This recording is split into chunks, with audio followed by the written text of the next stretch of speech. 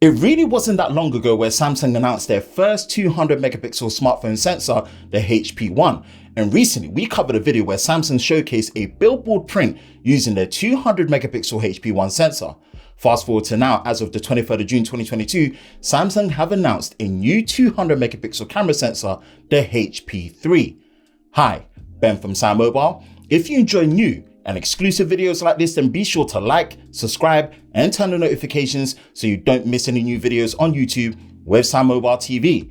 Let's have a quick look and breakdown of Samsung's new 200 megapixel camera sensor, the HP3.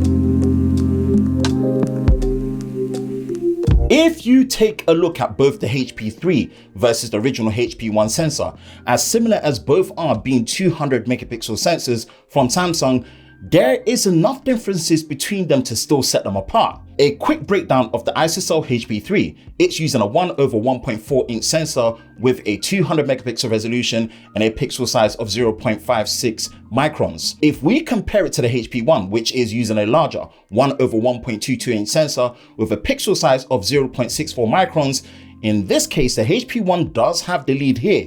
Samsung are stating that the 12% reduction in size is to allow the new HP3 sensor to fit into more devices, as the module itself takes up 20% less area. This fully does not count out the HP3, as it does look to have the upper hand in autofocus by using what Samsung are calling Super QD-PD. This is where all the pixels on the HP3 have autofocusing capabilities by using a single lens over 4 adjacent pixels to detect the phase differences in both horizontal and vertical directions. This should result in faster and, most importantly, more accurate autofocus.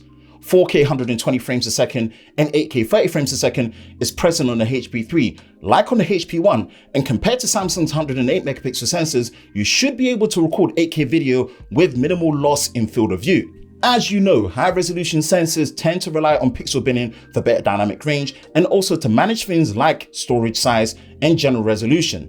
This does mean that the HP3 can capture 50 megapixel images at a pixel size of 1.12 microns or 12.5 megapixel images at a pixel size of 2.24 microns effectively.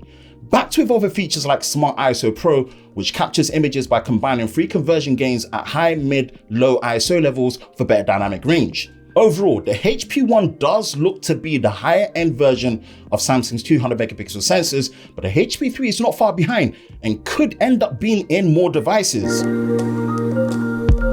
Samsung says that the ISOCELL HP3 samples are available for testing right now, and mass production of the sensor is set to start later this year. We are expecting to see the HP1 potentially in next year's Galaxy S23 Ultra, but the HP3 could be on its way in the standard S23 Plus and even possibly the smaller S23. What are your thoughts on a new HP3? Let us know in the comment section below.